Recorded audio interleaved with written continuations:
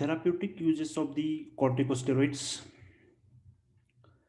The first one, corticosteroids are used in the treatment of the adrenocortical insufficiency. Insufficiency, as the name indicate, in means there is we can say no, and sufficiency means sufficient amount. So insufficiency, this term is itself indicate there is an the not a sufficient amount of the adrenocortical secretions in the patient. So treatment of the adrenocortical insufficiency, or we can say this is a replacement therapy. If the in the person endogenous corticosteroid is not able to secrete, so we have to give from the outside in the form of the medications. So we need here replacement therapy in the chronic adrenocortical insufficiency, same as congenital adrenal hyperplasia. We discussed in yesterday's problem-based learning session. We have the case of the congenital adrenal hyperplasia. So we can give the steroids. Generally, the most widely used hydrocortisone we can prescribe. So congenital adrenal hyperplasia, or we can say Addison's disease, and in the Addison's disease there may be the tuberculosis of the suprarenal cortex. So congenital adrenal hyperplasia, Addison's disease, in both condition there is an the insufficient amount of the corticosteroids. So as we discussed in the problem based learning also, what is the management plan for the congenital adrenal hyperplasia? And in this management, the hydrocortisone, generally available in the oral form or injectable forms, are given. And as we know that hydrocortisone is having a glucocorticoid plus mineralocorticoid activity.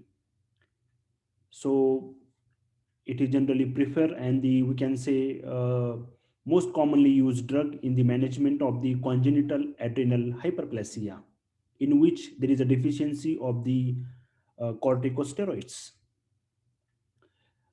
So but the dose is, it should be given in the two divided doses. Hydrocortisone 12 to 15 milligram per meter square of the body surface area in two divided doses, and this divided dose should be with two third two-thirds of the dose given in the morning upon awaking, to mimic the early morning rise in endogenous cortical, and the remaining one third of the dose is given in the late afternoon to avoid the insomnia and allow the lowest concentration in the blood at around midnight. So there is a principle of the therapy of the um, cort- corticosteroid. As we discussed in the morning, when we wake up in the morning, we have various tasks, we have various problem. So due to task and the problem, tension, stress, we need more cortisol in the morning, and the evening and the night we did not require this much amount of the cortisol. So 75%, two-third means we can say 75% of the dose given should be in the morning, and remaining 25% dose you can give uh, in the late afternoon. So what will happen, it avoid the insomnia, and blood in the midnight will be low. So this is and the principle of therapy of the steroid in case of chronic adrenocortical insufficiency. But in the treatment of the rheumatoid arthritis, it is quite opposite. Please remember, as we discussed in the morning lecture, we need maximum cortisol level in the patient of rheumatoid arthritis at the night. Why? As we discussed here, see, generally we use the modified release prednisone tablet, release the drug approximately 4 hours after ingestion, and useful in patient with rheumatoid arthritis at it deliver the drug during nighttime hours. What is the benefit? It will prevent the nocturnal surges in the inflammation, means it will prevent the inflammation pain in the night and decrease the morning stiffness. So for the rheumatoid arthritis, it is opposite as compared to chronic insufficiency of the adrenal cortex. So you can also use adequate sodium intake near about 3 to 4 gram per day in the treatment of this chronic adrenocortical insufficiency. Second drug, fludrocortisone, as we discussed in also in the status PBL of the congenital adrenal hyperplasia, the fludrocortisone, it's having the maximum mineralocorticoid activity, and it should be or will be or may be added in the daily dose of 0.05 to zero point zero 0.02 milligram in the morning as per the requirement or the clinical condition of the patient. So these are the two main important drugs here, treatment of the chronic adrenocortical insufficiency, hydrocortisone and the fludrocortisone, which is from the category of mineralocorticoids. Now, the most important here, uh, we know that the enzyme inducer and enzyme inhibitor. Enzyme inducer drugs, example, phenytoin, generally used in treatment of the epilepsy, rifampicin, it is an antimycobacterial antibiotic, and the barbiturates in the treatment of the CNS disorders, including sedations, hypnotics, convulsions. So these drugs should be responsible for the increase in the enzyme cytochrome P450, and the family is 3A4. So generally the corticosteroids are metabolized by cytochrome P450 3A4, and if we take the same drug like phenytoin, rifampicin, which increase this enzyme cytochrome P453A4. So what happen if this enzymes is increased? Means we can say it is a labor. We can say example labor. If the labor is increased in for specific work, what will happen? The work should be done very early, easily. So this enzyme is increased, it will metabolize the drug rapidly, quickly, and eliminate from the body. So in this case, we have to increase the dose of corticosteroid. And if we take the drugs which inhibits this cytochrome P453A4, it will inhibits the enzyme. Inhibits the enzyme means low number of the labor. And if we have the low number of the labor for sufficient or for the specific work, what will happen? The work will not done at the time. The work will be delayed. So same here, if we take this enzyme inhibitors, labor inhibitor, it is just for the example. Don't write in the example, labor inhibitor. So if we use these enzyme inhibitors, what will happen? Work will be delayed, and here work means metabolism of the drug is delayed. And what happened? The drug remains in the body, and it will responsible for the adverse effect, we if the patient will take second dose, third dose, fourth dose, what will happen? The drug remain in the body and it will responsible for the adverse effect. So at that time you have to decrease the dose of corticosteroid to prevent the adverse reactions.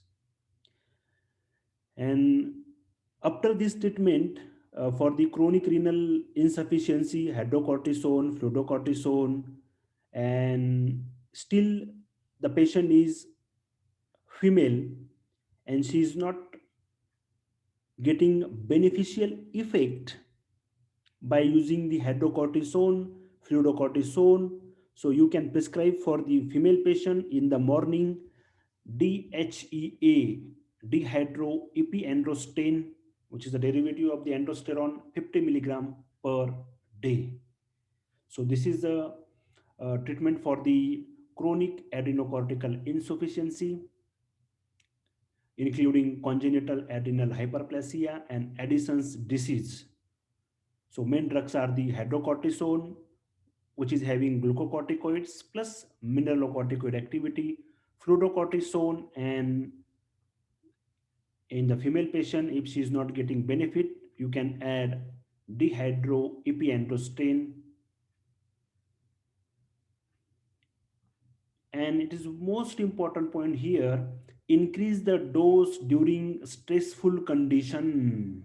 Yes. Suppose example, there is a patient of the chronic adrenal insufficiency. Okay.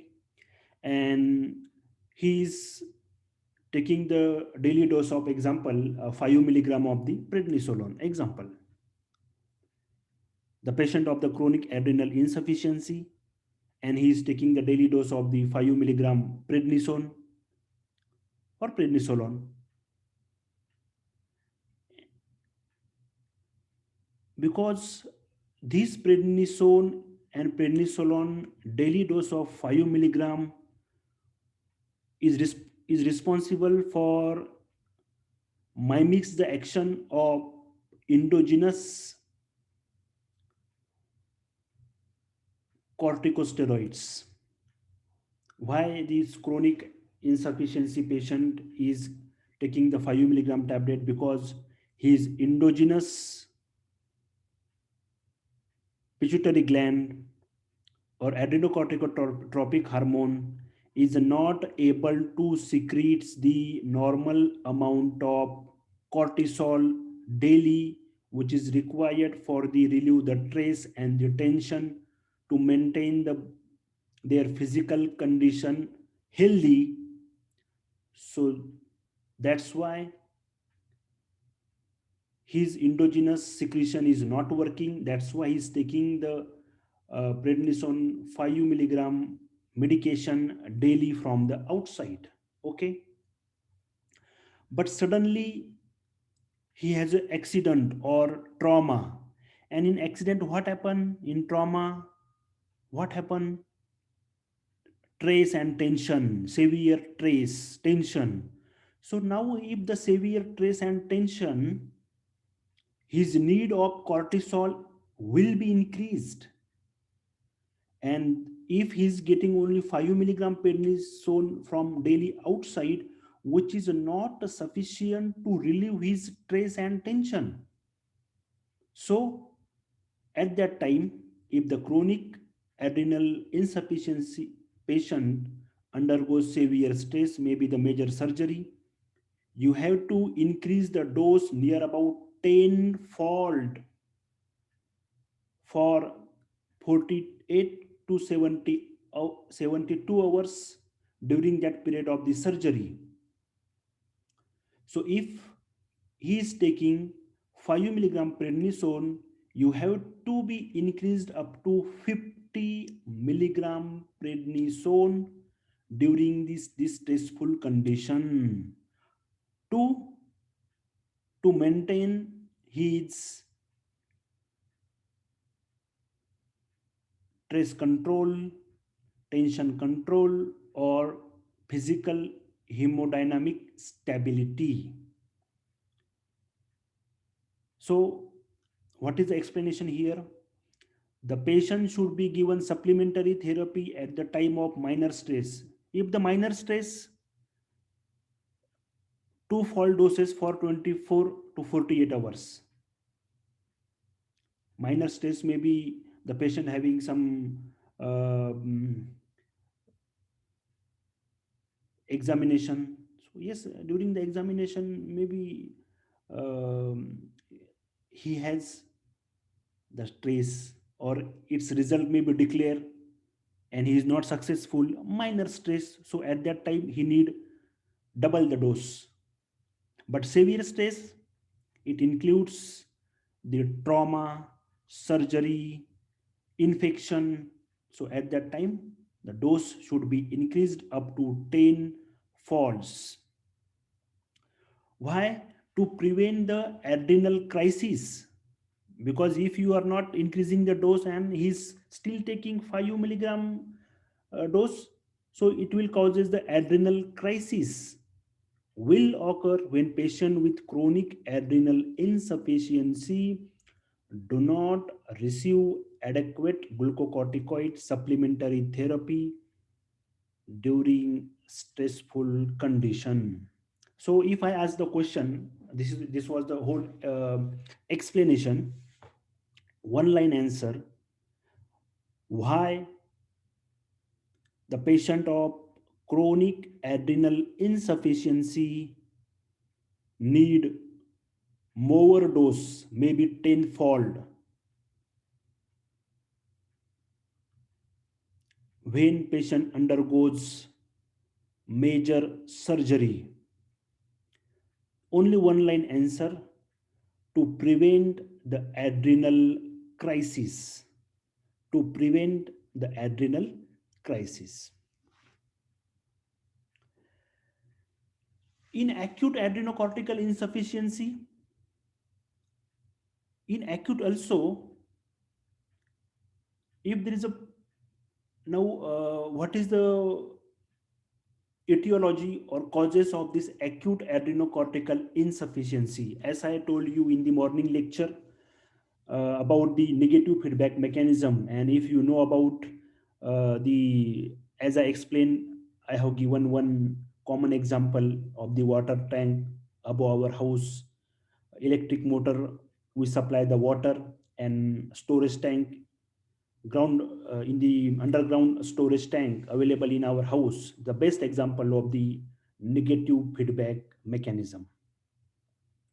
So if the patient is taking the daily dose, which patient? Chronic adrenocortical insufficiency patient taking the daily dose of 5 milligram prednisone uh, for the duration of 2 months, 3 months, and he suddenly stopped the medications. What will happen?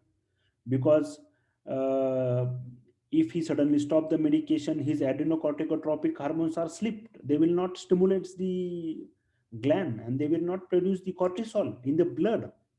So what will happen? It will causes the adrenal crisis. uh, yes, this. So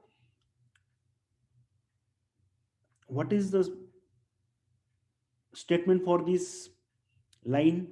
The chronic adrenocortical insufficiency patient may cause acute adrenocortical insufficiency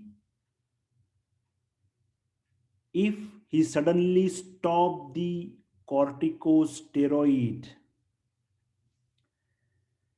and also during the stressful condition in patient with chronic adrenal insufficiency, as we discussed here. So what is the treatment at that time if this adrenal crisis, or we can say Addisonian's crisis, occur? And the main symptoms of this adrenal crisis is hypotension and the shock. So what is the treatment for this? We have to take care of the hypotension and the shock. It includes correction of the fluids, electrolyte, and blood pressure abnormalities. And we know that for the correction of the fluid, we need normal saline, and the same treatment, intravenous hydrocortisone, starting at the dose of 100 milligram every 6 hours for 24 hours. Now here, in this treatment, I wish to explain the tapering of the dose. Yes. Now, please take a note. The treatment of the corticosteroid, the treatment of the corticosteroids should not be withdraw suddenly.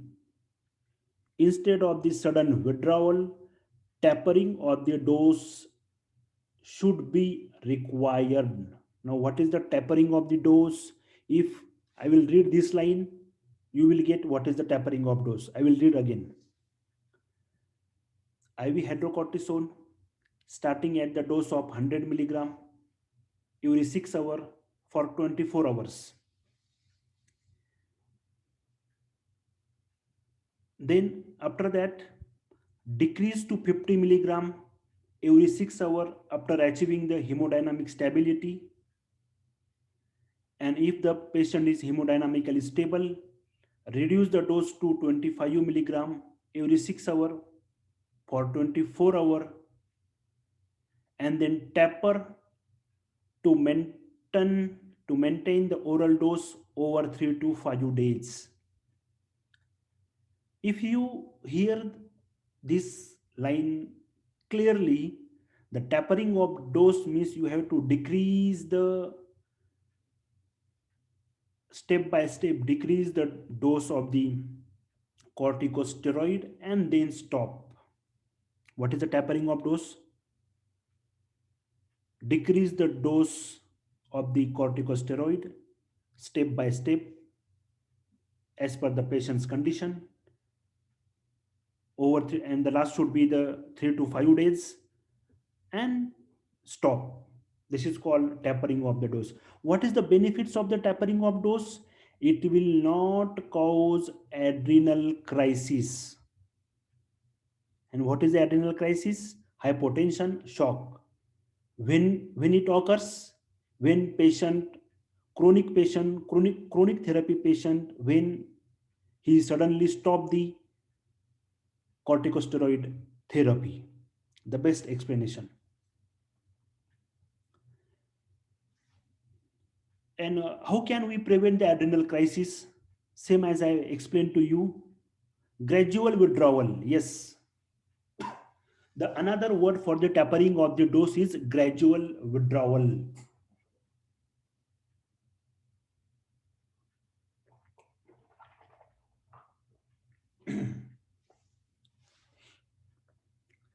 So how to prevent the adrenal crisis? Gradual withdrawal of the corticosteroid, and to give chance for the pituitary to release the adrenocorticotropic hormone. So we have to give chance to work our endogenous hormone. Otherwise, if they are asleep for a long time, they are not able to wake at the stressful condition and the adrenal crisis. You can also have the alternate day therapy, as we discussed in the morning lecture. Alternate day therapy, Bad Bukra. So double the dose and give alternate day therapy. So what will happen? Give chance for the pituitary to release adrenocorticotropic hormone. And if the patient is going to surgery, double the dose up to the 10-fold supplementary therapy at the time of stress, at the time of surgery. If there is a word severe stress means surgery, trauma, accident. So in this case, if the patient is chronic renal adrenal insufficiency, we have to increase the dose up to the 10 folds, 10 times. And it is also the use of the corticosteroid therapeutic use. It is also used in the Cushing syndrome due to bilateral adrenal hyperplasia, adrenocorticotropic hormone secreting pituitary adenoma, ectopic production of ACTH by other tumors, we can use the same hormone. And the tumors of nodular hyperplasia of adrenal gland, and it may be treated by the surgical removal of the tumor which is producing hyperproduce, we can say high production of adrenocorticotropic hormone or cortisol. We can also use the irradiation therapy if there is a tumor, and also the resection of the one or both adrenals. So in the Cushing syndrome, uh, we has to use the hydrocortisone and corticosteroids.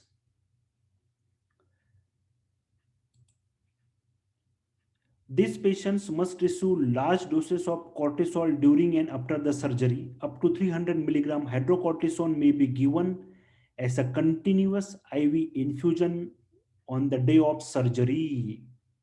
Why? What is the logic? Because to prevent from the adrenal crisis, and then the dose must be reduced slowly to avoid withdrawal symptoms, that is adrenal crisis. And in case of the adrenal ectomy, long-term maintenance corticosteroid therapy is initiated. So generally the hydrocortisone also used in the management of the Cushing syndrome. These corticosteroids also having the anti-inflammatory activity, as we um,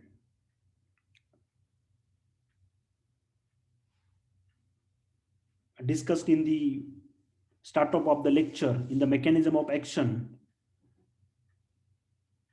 because it will reduce the polymorphonuclear leukocyte, and that why is reduces the inflammation. Just a minute.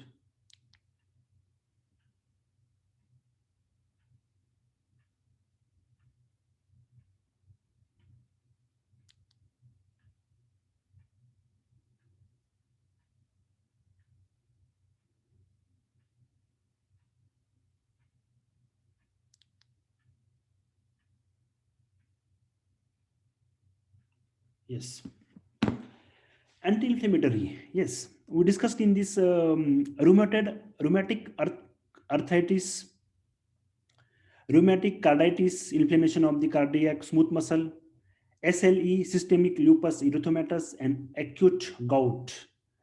In all these chronic conditions, there is an inflammation. And to prevent the inflammation, we need corticosteroid.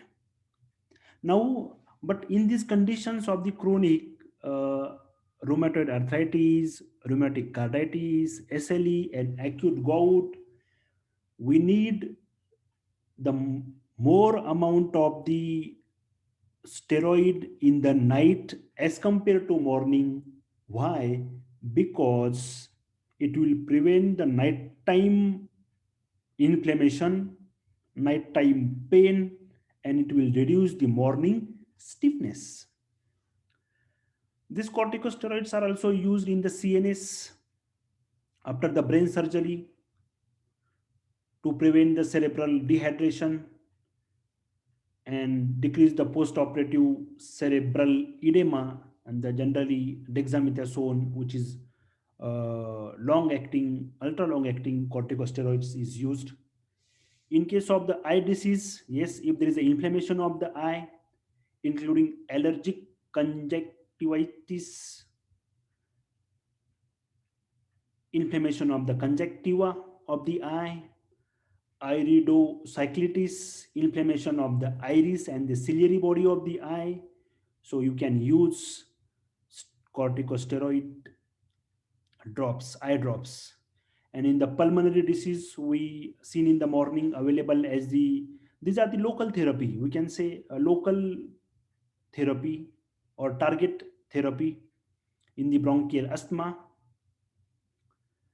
and because we need the action at the respiratory tract. So in the form of the spray and the aerosol, it is used. And it is also used prevention of the neonatal respiratory distress syndrome. In the first lecture, we discussed this. If during the preterm labor, it is indicated preterm labor or preterm delivery, because the fetus is not matured, fetus lungs are not matured, and to increase the surfactant and increase the maturity of lung to avoid the respiratory distress syndrome, we are using these corticosteroids. At the preterm labor, the injection should be given to the mother, as we discussed before.